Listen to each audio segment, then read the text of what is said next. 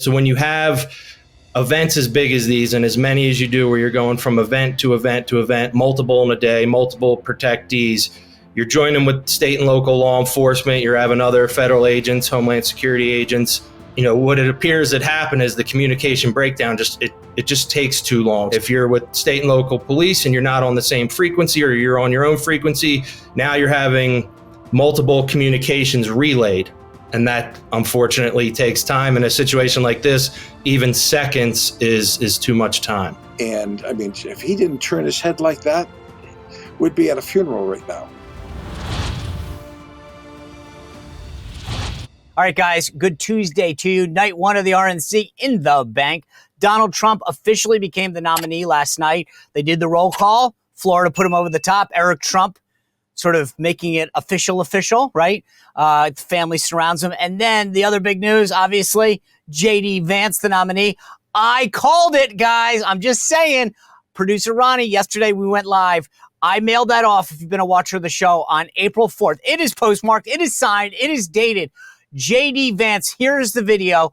I called it. I named it. Look, all I'll tell you is this.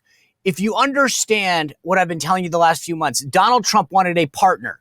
All of these pundits who don't know Trump, who frankly don't really know politics that well, have been like, who brings what to the ticket? That's not how this was going to happen. And I told you that. So if you get your news at CNN or New York Times, that's your fault. This is why you watch this show. I bring you insight that nobody else can. I've been saying it, and I knew it was J.D. Vance because of the relationship he has with Trump, his understanding, the true ethos of the MAGA movement. This is a guy, they are simpatico when it comes to the America First agenda. I knew it. And we've got a lot to get to break down the convention. Two amazing guests for you tonight. What a first night it was, by the way. Before I get to that, bear with, I've got two great sponsors that I want to tell you about. The first, if you are a business owner, listen up. If you're the person who controls the finances, listen up. I want to tell you about Ramp. And I'll tell you this, I had a guest, a couple months ago that called me afterwards and said, I heard you talk about Ramp. I got it. You would not believe how it has changed our business finances and expense accounting system. It is unbelievable. It's a corporate card and an expense card system that will game change your company. It allows you to set limits for every employee. You can issue corporate cards so that you know what they're spending. You can give them a limit. They can go to certain places and not. This is unbelievable. The software automatically collects receipts and categorizes expenses in real time. I'm telling you, the people that I know who have used Ramp have changed their system and are saving a ton of time, making their business more efficient and money because of how they do this. If you want in, and here's the kicker, you will never get a deal like this in the Biden economy. You get $250 just for going to ramp.com/Spicer. Ramp.com/Spicer. You get $250 just for checking this out. And plus, once you do it, you're never going to go back. Trust me, everyone I know that's gone to Ramp has said it's changed their business. Remember, cards are issued by Sutton Bank and Celtic Bank. Members FDIC. Terms and conditions apply. All right, two great guests for you today.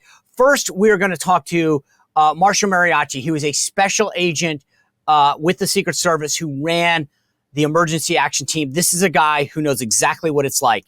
And then we're going to talk to Joe Paolino, former mayor of Providence and current member of the DNC. These calls are getting louder and louder to move up the virtual nomination for Joe Biden. And I'm going to talk to the mayor about that. What are they telling the members of the DNC? Marshall's going to give us the insight to the security. Before we get to that, I want to tell you about another great sponsor of mine. Do you know how hard it is for me sometimes to get to sleep? A tough day. I'm thinking all through all the different things that are happening. I will tell you about a game changer that I've had in my life. This is Beam's Dream Formula. Oh my gosh. This is the cinnamon cocoa flavor, but they also have the brownie battered flavor. I got to tell you, I do like the cinnamon cocoa flavor a little bit better, but both are unbelievable. I would drink these all day long if I could. That's how good they taste. But I'm going to tell you a little secret. I took the Dream Formula about an hour before going to bed, and let me tell you, it is lights out. It is one of the best night's sleeps that I've had, and I have now incorporated about an hour before. I take it, put a scoop in some water. Some people say milk. I say water. Microwave 30 seconds. Some people go a little longer. I like that. It's like the Three Little Bears, right? 30 seconds, and trust me, it's amazing taste, and you will be ready to go to sleep within an hour. All these things that I used to take, magnesium, melatonin, all of the key ingredients. It's also got reishi in it, L-theanine, apigen, all of the key ingredients in one amazing formula. Trust me when I tell you, this is going to be a game changer for you if you want to go to sleep on time. You can get 40% off if you go right now and use code SPICER at shopbeam.com. Go to shopbeam.com, use code SPICER for 40% off. Oh my gosh, you will thank me forever. All right. I want to bring in Marshall Mirachi. He is an amazing individual. He worked in the Secret Service Special Operations Division, and he's taken his work, and we'll talk about that at the end, to an all-new level with working dogs that are keeping the protectees safe, frankly, all of us safe if you ever go to a big event. Without further ado, let's break down the security issues with that Trump assassination attempt with a former Secret Service agent who's going to tell us what we need to know. Marshall, let's go. Hey, Marshall, thanks for joining us today, because I swear I couldn't ask for somebody better to break this down with your background. This is literally your wheelhouse. There's a lot of reporting this morning about some comments that the director of the Secret Service gave, kind of trying to, let's just call it what it is, point blank. And she's saying that what happened over the weekend was the responsibility of local law enforcement. Does that make sense to you? So I did see that they they put out a statement this morning, also trying to clear that up. You know, yeah. The Secret Service absolutely needs state and local law enforcement to do what they do. As you know, these campaign trails, ton of events, but you're bouncing from city to city to city. You absolutely need the help of the state and local. You can't do it without them. So they are an integral part of it for sure. You know, in this situation, I think it was just when you get into the perimeter and the size of the perimeter, I think it would have been, optimally, it would have been better to have the perimeter bigger. Typically, state and local are a little bit further out in this instance, and there's a lot of things going on, a lot of personnel, but they're much closer in than, you would want, because they're not trained to do that stuff. They're trained in many other things that the Secret Service are not, but in that situation, yeah, they were probably in a little bit too close to the perimeter. The Secret Service should have had their own perimeter a little bit bigger, most likely. So I talked to a very senior person within the service who said their responsibility, sort of by doctrine, is 1,000 yards. Is that right? So that just totally depends on the terrain, indoor, outdoor. There is no set number for that. That's at the discretion of the advanced lead, the detail lead, and that's all worked out before. So there's not a set number like that. It would completely depend on the terrain. Okay, so let's just walk through the incident. This guy, the shooter, is 130, 140 yards out, climbing onto a rooftop where people for 2 minutes, we played the video yesterday, for 2 minutes are yelling at law enforcement. There's a guy on the roof. Eventually becomes there's a guy on the roof with a gun. What should have happened? So that's a comms breakdown, a communications breakdown. And that unfortunately that happens a lot in law enforcement, the military, the federal government. So when you have events as big as these and as many as you do, where you're going from event to event to event, multiple in a day, multiple protectees, you're joining with state and local law enforcement. You're having other federal agents, Homeland Security agents, a lot of other people helping out. You have different radio channels, different layers of communication. So, what it appears that happened is the communication breakdown it just takes too long. So if you and me are on the same radio frequency and I'm on a building and you're on a building, I can say, hey, right away, Shawn, I see someone right across from me if you're another Secret Service agent. If you're with state and local police and you're not on the same frequency or you're on your own frequency, you kind of have a liaison or a point of contact that you're going through, the detail lead, one of the agents in charge. So now you're having multiple communications relayed. And that unfortunately takes time. In a situation like this, even seconds is too much time. Well, and that's sort of the story that I've gotten from service folks as well, that, hey, look, local law enforcement goes back to the command center. Their command center guy tells our command center guy. Our command center guy tells our sniper team, right? So you got this lag delay. Got it.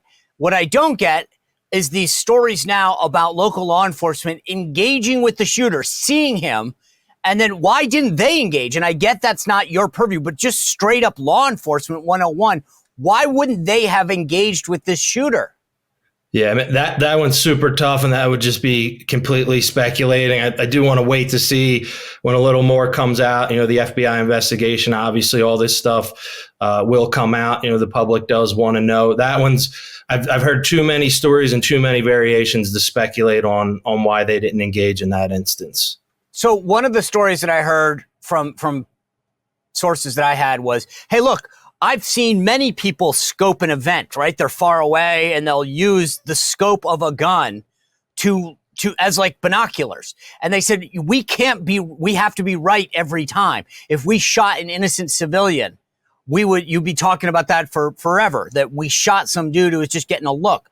And he said, so we can't be wrong on either end. We need to know that the person we're taking out is a threat. And we also need to know that, that so that we get the right guy, but we also can't get the wrong guy. We can't get an innocent civilian that was just like thinking that they were, that this was their way of seeing something better. Is that fair? Yeah, I mean, that's absolutely fair. And I'm not sticking up for anybody or justifying anything, but just being in these situations over the years, I stood on the north grounds of the White House for 10 years, looking out on Pennsylvania, looking out, watching all the people walk by, watching rooftops.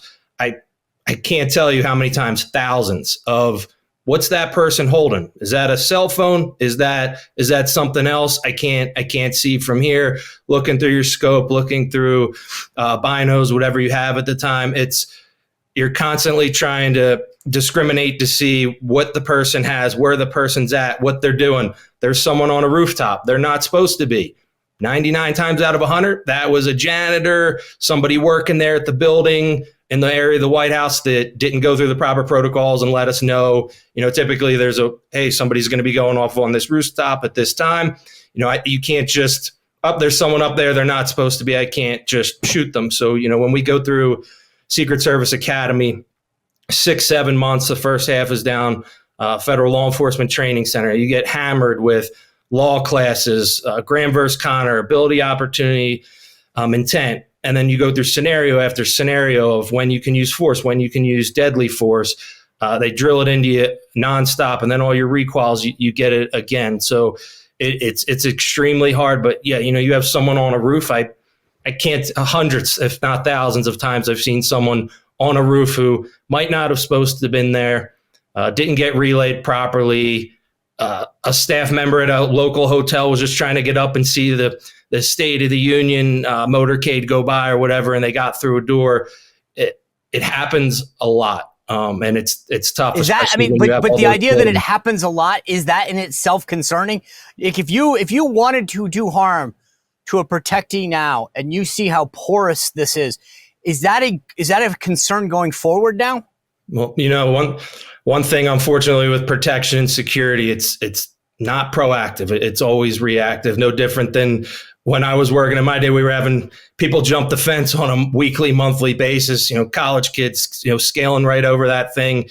It was tough. But then you have 9/11. You have all these different things happen.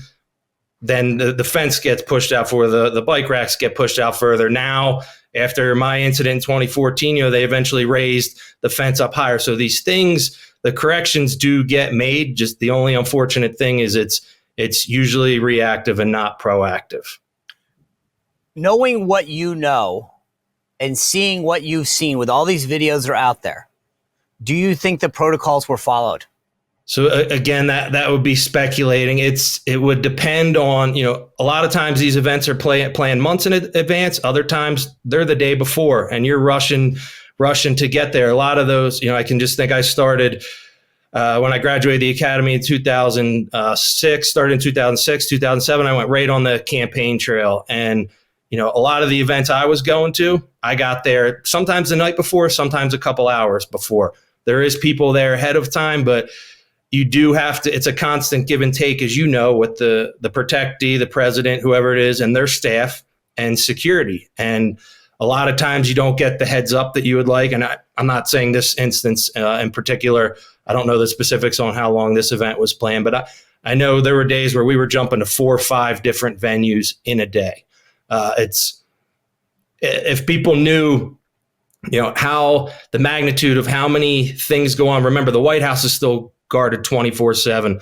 The vice president's residence is still guarded 24/7. You have hundreds, thousands of people guarding these buildings, protectees, their families. In a campaign year, if you have the sitting president, now you're going to have 3 protectees at once and their vice presidents or their nominees bouncing around all over the country, event to event. I mean, people see this event and they just think, President Trump was there. This is a big event. It's planned. The security. What you don't see is behind the scenes of all the events, all the protectees bouncing from place to place. And that's not to justify anything. That's just to paint a picture of how these things usually go. You will have a couple people doing in advance, but when I was on the campaign trail, I was not an advance officer. So everywhere I got was either the night before or just hours before the protectee arrived, and I'm in a random place that I've never seen before, never been. No time to do a walkthrough just because I just came from another event. And when I talk about personnel, that's why the personnel is limited. That's why I'd like to see it increase, because it's not fair to a lot of. All right, so let's talk about the personnel. A lot of chatter online. I'm just going to get it out there about some of the female agents. They're saying they're not tall enough, that they didn't look like they were in shape physically, that they didn't have the proper training. There's an issue with that one agent not being able to properly holster her weapon. That goes to training. So address, if you can, I mean, I don't have a ton of time, but I mean, is there a concern about training, standard operating procedures, height and size of the agents? Are these valid concerns? I mean, you have these concerns in the workplace. You have these concerns in every workplace. But in my workplace, Marshall, I agree with you. But there's a difference between my workplace. I'm not guarding the president of the United States, and I get it. I've seen this in every aspect of our workforce. But I guess the question is, at some extent, when you're doing it in the Secret Service, if you don't do it right, somebody could lose their life. Yep. And I know you're familiar when the director did come out with the 30 for 30, 30% female by 2030. I know that caused a stir in the media and obviously within the Secret Service as well, because to do that, yes, you do have to lower standards. That's not a secret. That's a fact. If you're saying you're going to hit a certain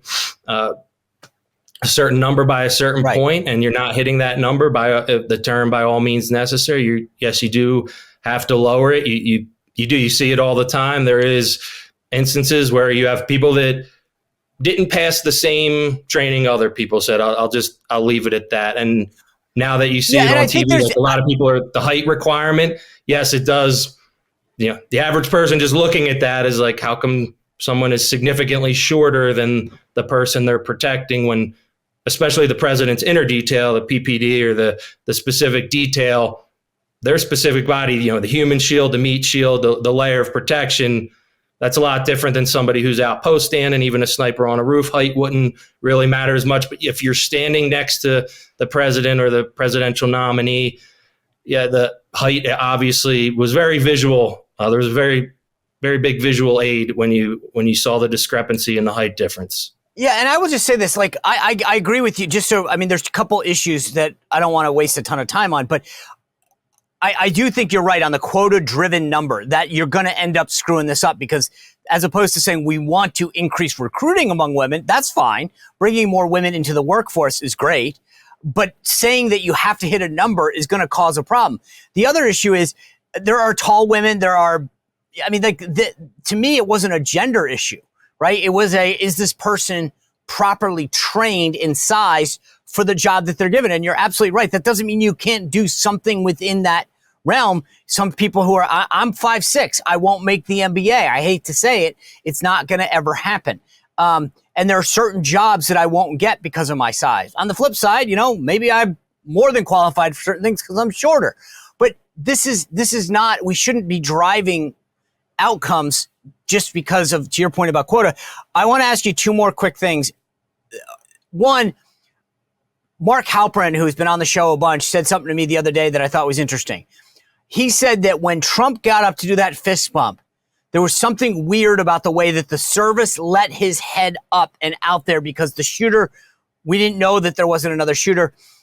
Is that a fair critique, or was it just that Trump got his head up there and you can't always, the protectee is going to do what they're going to do?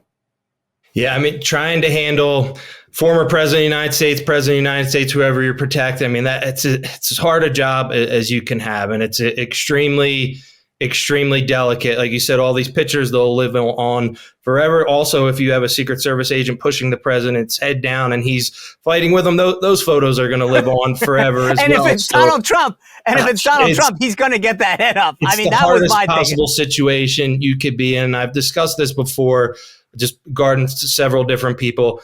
Your protectee. I know if I have someone who is, yes, if there's a security issue, get me out right away. We know when I started in 2006 with George Bush, he wouldn't go anywhere without the dogs. If there was a code red, you had to know where the dogs were, or he wasn't gonna go anywhere without them. After one or two times, you learned, you know what? I'm gonna know where those dogs are at all times because it makes my job easier. And you learn this about different protectees.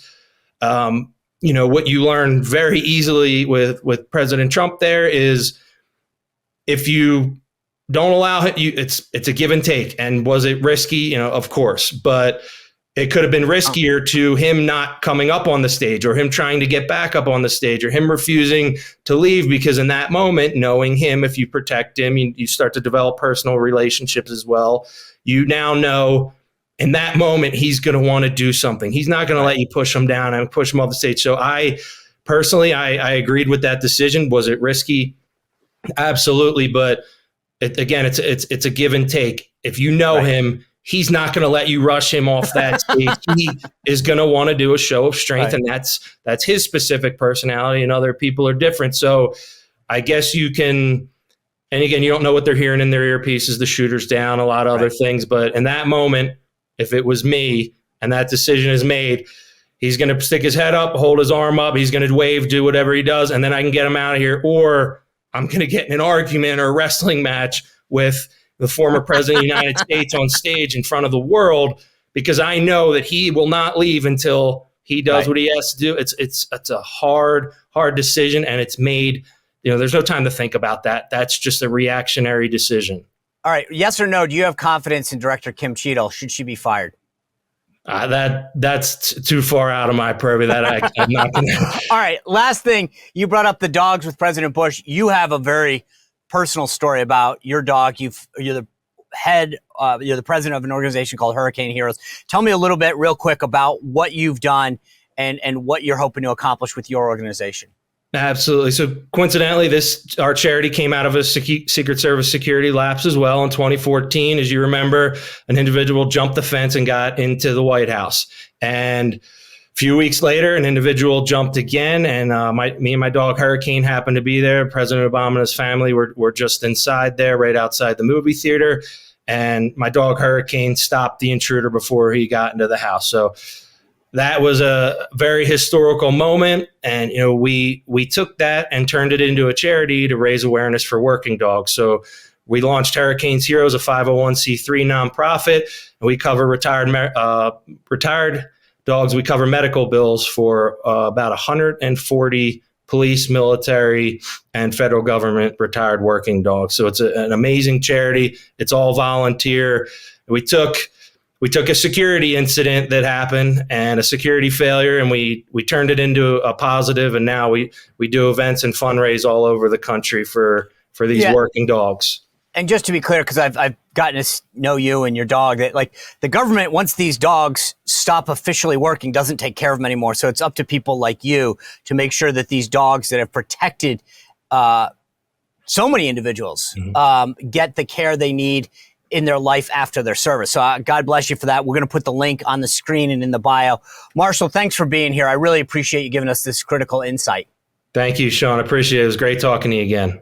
All right. What a great chat with Marshall. I hope that answers a lot of the questions that you guys have been giving me. If you've got more, put them in that YouTube chat. I'll take a look at it. We can continue to articulate some answers for you. Plus, we go live. So stay with me. Hit that notification button and subscribe all the time, because I got a lot of the questions I asked Marshall because of you guys. So if you got more, bring them. By the way, always feel free the next couple mornings, join us at the morning meeting, YouTube Live. Go here every morning, 8:30 Eastern. You can join us for that call. We talk about the day ahead in these key convention dates. So this week, next week, join us at 8:30 a.m. I want to bring in, though, big story out this morning, New York Times and Axios saying that the DNC is now definitely moving up the roll call vote to nominate Joe Biden and make it official into July. What are they telling members of the DNC? And are DNC members calmed after that disastrous Lester Holt interview last night? I want to bring in Joe Paolino, former mayor of Providence and current DNC member. Before I do that, I want to tell you about Tax Network USA, guys. Oh my gosh. Tax Network USA are my friends that you want to have on your side if the IRS calls coming. They are spending billions of dollars collecting 10,000, 100,000, 10 million, it doesn't matter, personal, business. They have 50,000 new IRS agents because of the Democrats that are coming after us. They're filing what they call a pay up notice. That means we think you owe money and we're going to turn your life upside down. We're going to go through all your records and make your life miserable until you give us money we think you're owed. Well, guess what? You know who you've got on your side? Tax Network USA, tnusa.com/Sean Spicer. Full name there.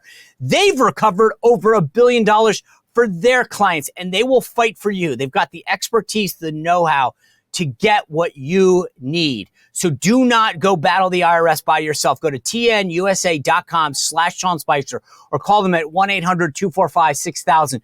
But do not talk to the IRS without talking to the folks at Tax Network USA before that. All right, let me bring in DNC member from Rhode Island, Mayor Joe Paolino. Mayor Paolino, thanks for joining us. I got to tell you, I woke up this morning, a lot of news about Donald Trump, the convention, J.D. Vance, but there's a big story in the New York Times and Axios about the Democratic National Committee moving up this virtual nomination as early as the end of July. What do you know about that? Absolutely nothing. And is that surprising to you? Are you guys from a national committee standpoint clamoring for information? Is this all news to you when you read it? I mean, I get it. I worked at the RNC. I know sometimes it doesn't trickle down to the actual people that matter. I haven't heard a thing about it. I'm hearing it from you, from a Republican operative. But I guess the question is, I get it politically. If I take my hat off, if I'm the Biden team, I want to lock this in as quick as possible, right? Stop the dissension, stop the talk, lock Joe Biden as the nominee and move forward. Is that a fair assessment of what you would give them as well? No, not really. Look, the president didn't do well in the debate. We know that. I don't think President Trump beat him. I think he beat himself by not having a good performance. And then, I mean, with the terrible assassination attempt on President Trump the other day, I think, whatever rules and plans people had, throw them out the window. This is a whole new different ballgame. Okay, so let me just start with this. First of all, we can talk about the interview itself, but President Biden made a case last night. Hey, 14 million people voted for me during the primaries. I am the nominee of the party. On this issue of whether you should be on the ticket or not? Look, 14 million people voted for me to be the nominee in the Democratic Party. Okay? I listen to them. With all due respect, he has a case. I ran through the tape. I won these things fair and square. This is my nomination. You don't get to just take it from me. How do you respond to that?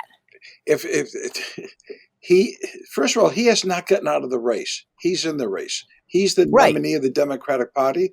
That's who we'll be voting for in Chicago at the convention. And then we move forward. If anything changes, we'll know at that time. But right now, he's the candidate and we're moving forward. Okay, so I just want to be clear then. Your position is, hey, we have a nominee. We're going to go to Chicago. We're going to nominate them. Well, virtually, I guess, before. But are you satisfied with him as the nominee and you just want to move forward? He's the nominee. He's the president, and I support him. Yes. Okay. So what would you tell these people? I mean, I've seen all sorts of scenarios that we should allow the delegates to vote. We should have a series of town halls. Is your advice to them, stop talking, or what? You know what's interesting? First of all, we are both students of politics, and we watch what our party does, we watch what the other party does.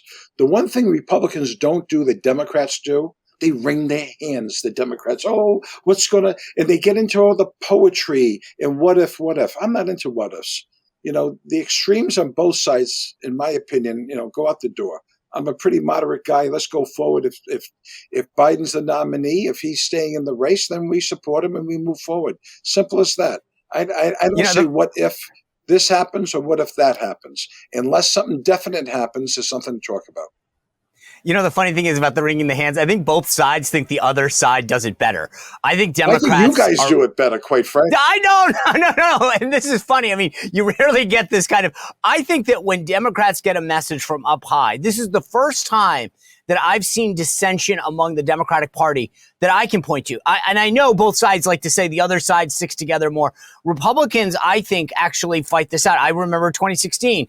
What can we do with the rules? How can we get rid of Trump? This is the first time that I can see illustratively that the Democratic Party's actually had dissension within it. Well, I think the dissension is only because that President Biden did not have a good debate, and everybody's wondering, gee, can we do something different? But right now, I think Biden has got a pretty good record. What he needs to do is talk about what he's going to do in the future. And I'm waiting to hear that myself. What are you going to do in the future? But he's had a good record. He's accomplished a lot. He's created 15 million jobs. The economy seems is pretty good on track. It looks like they're getting back to 2% inflation. It looks like interest rates will start dropping in the future. At least I'm in business. I hope that happens. But look, you got to wait and see. If he's a candidate, he's moving forward. That's the horse that we're on. All right. Let me just, because again, I think it's fun to play the parlor game to some extent, just to satisfy the critics. If he were to, and we both agree, I think the only way that he's not the nominee is if he personally decides that he's not the nominee and he has shown no signs of relenting, right? Correct. I think we can totally agree that that's the case. But just for fun, play this out for me right now. Let's say that, because he was asked the other day in the George Stephanopoulos interview, what if your staff came to you? What if? Okay. So let's just say for fun that he says, you know what? The polling shows that I can't win. I've always said that I ran because I thought Donald Trump was a threat to the country, and therefore my staff is showing me that I can't win. I'm stepping down. Would you be comfortable as the representative to the DNC with Kamala Harris as your nominee? Oh, she's definitely acceptable. But at the same time, let's see who else is there. And okay. What happens? So would that mean that you'd... right now. I'll give you a what if right now. If Kamala Harris gets in the race and she picks, let's say, Senator Kelly from Arizona, not a bad choice, right? Or picks Governor Shapiro out of Pennsylvania, picks the governor of Kentucky. There's a lot of good people. Governor Cooper of North Carolina. Can they win those states and can they move forward? Give you another one if. What happens if the party says, Al Gore, we want you. You've been vetted by the public. You had an election that some people thought was taken from you, but the courts kind of like stopped everything. And he's younger than President Trump, and he keeps Kamala on the ticket. There's a lot of what ifs, but to me right now, none of that means anything. So do other DNC members text you and call you and say, "Hey, you've been a very successful politician. What do you think we should do?" Or here's what I think we should do. What is the chatter among delegates from the DNC? They're really not. I haven't been getting those calls. I've gotten more calls from you than I have from fellow delegates in the Democratic Party. So do you think it's more of a media creation than it is actually a DNC issue? I think a lot of it's media stuff. And look, there's going to be hype on both sides. And the one thing that I'm going to be looking for, quite frankly, I think, first of all, it's just terrible what happened to President Trump the other day. Yeah. And, I mean, if he didn't turn his head like that, we'd be at a funeral right now. I mean, I think, you know what? You want to see Trump win this race? If he ever came out for gun control and said get rid of assault weapons, and he does that in a unity speech, Democrats have a big problem. Okay, I will disagree with you there. I think the base would go absolutely nuts. I want the base to get nowhere to go. No, that's not true. I think there are certain key issues. Look, and I also think you wouldn't win Pennsylvania. I think you might have a better shot of winning Rhode Island, where, by the way, it's apparently a single-digit race. They're showing this a tied race in California. He's up in Maine. He's up in New Hampshire. He's in single digits in New Hampshire. I mean, look, let's cut to the chase. Are you worried that he can get reelected when you're in single digits in Rhode Island? No, I'm not. You're not. But not in Rhode. He's not going to lose Rhode Island. But let me just say, he won't. You and but I have both witnessed, and the public has witnessed, that 1 week is a lifetime in politics. Who ever thought 18, 19 days ago that we'd have a debate situation the way it was? Who would have ever thought? But Joe, here's the question: there'd be an assassination attempt on a former president of the United States. A week is a lifetime. It is. Fair enough. But here's the contention that I've made for several months. The problem that Biden has is it's not fixable. You don't get younger. You don't his interview with Lester Holt, and I'll talk about that in just a second. It wasn't a bad night. It was an illustrative night. It was, hey, here's what's actually so many people have been seeing, and it's not getting better. He can't turn around and nail it out of the park unless he reads from a teleprompter the whole time. And that's the fundamental problem, as I see it, is that they can't fix this problem. So many people say, just do more interviews, more town halls. The problem is that will exacerbate it, in my opinion. I think what Democrats are more concerned about is not the way that the president speaks, but I think they're more concerned about the policies that President Trump and the Republican Party have, and they're scary to a lot of Democrats. And quite frankly, President Trump has been a unifying person for Republicans to be with him. He's also been a pretty unifying person for Democrats to stick together to see Biden or any other Democrat win. I will agree with you on the former, but not the latter. The NBC News poll that came out over the weekend shows that 71% of Republicans are satisfied with President Trump as their nominee. 33% of Democrats are satisfied with Biden. Now, I mean, does that mean that they're not going to vote for him? No. But it does mean that there's a massive enthusiasm gap. And as you know as well as everyone else, when it comes down to the final few weeks, that enthusiasm, the door knocking, the get out the vote effort matters. And I think that Biden fundamentally has an enthusiasm problem among the base. You've got to admit, no one's excited about Joe Biden. President Biden is the president of the United States. He's the nominee of the Democratic Party. And I think you'll see a pretty exciting convention in Chicago in a few weeks from now. And Democrats are going to be united behind him if he stays in as the candidate. Are you worried? Are you worried that Rhode Island's not going to get the spotlight this time when it goes through the roll call and gets to highlight the calamari? You mean, yeah, the calamari thing. Let me ask you about Lester Holt's interview last night. One, was it a good? I get why they did it, right? So that you set this interview up post debate. That being said, do you think it went well? And did he? I mean, I wake up this morning and objectively, the messages are he was defiant on the bullseye term. Yeah, the term is bullseye. It was a mistake to use the word. I didn't say crosshairs. I meant bullseye. I meant focus on him. Focus on what he's doing. Well, look, the media has exaggerated that whole bullseye situation.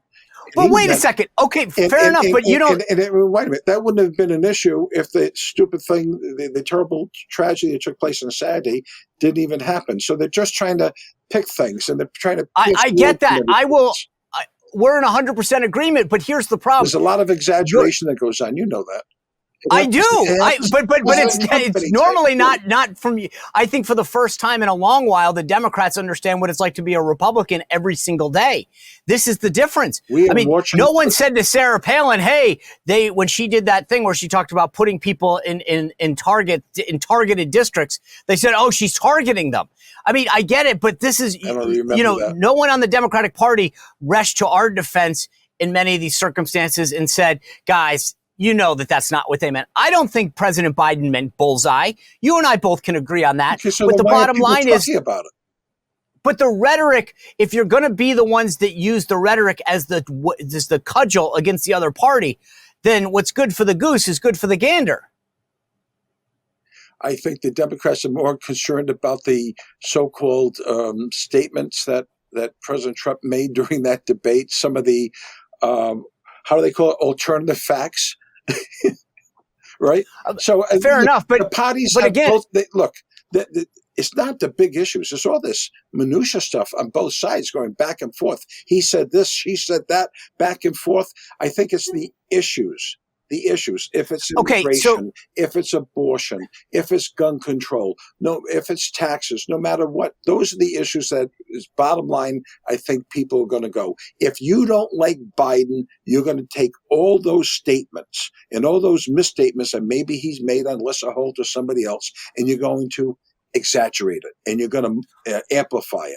If you don't like Trump, you're going to see little statements that he's made over the years and you're going to amplify it. You're going to say, oh, what about Vance, who said in 2016 that he was going to hold his nose and vote for Hillary over Trump because he was a never Trump person.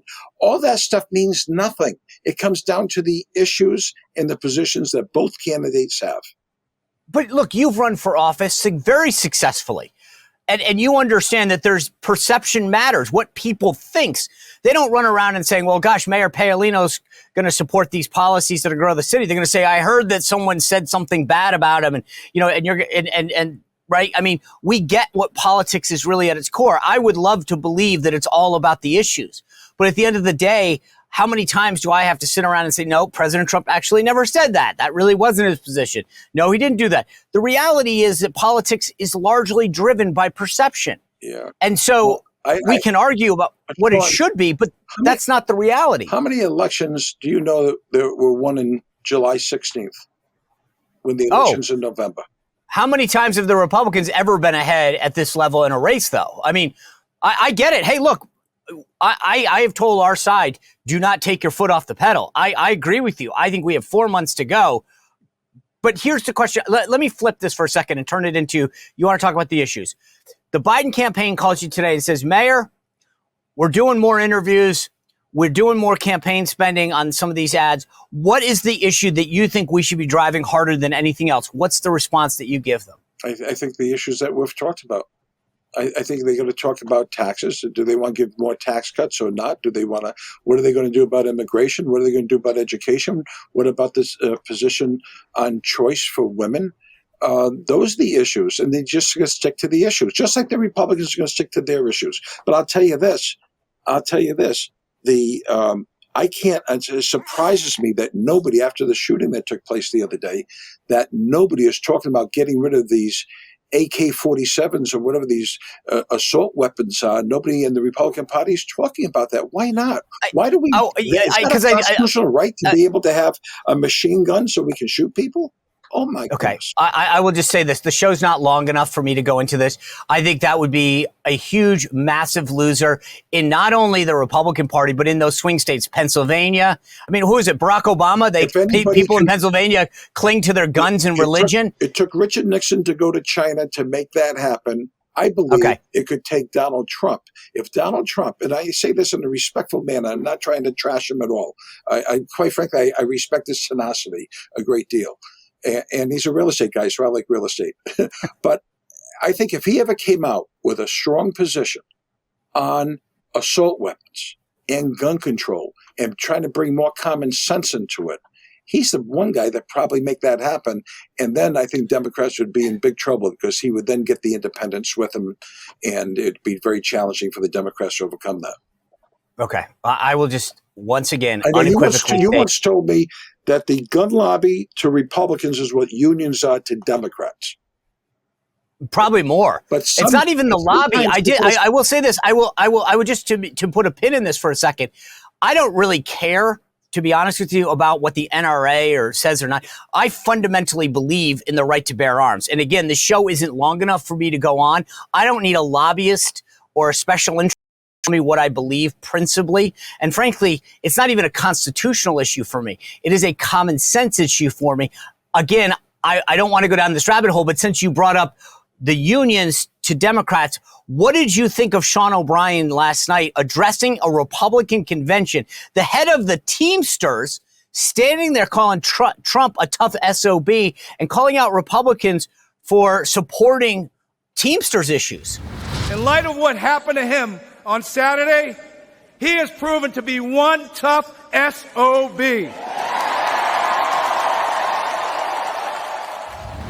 Well, I mean, it sounded like he was giving a speech at the Democratic convention, quite frankly. I mean, Okay, great. Those are all positions that he was speaking out on that quite frankly, I don't think the audience at the Republican convention really appreciated it. But I give Trump political moxie and credit for bringing him there. I thought that was pretty clever. Yeah. I don't even think Trump agreed with him, but having him speak, I thought was pretty clever. Puts a lot of people over the top in those key states to support Trump. And the thing is, I don't think, at least from what he said last night, he's gotten an invitation to speak at the DNC. Yeah, I don't know. I don't know what they've done. Yeah.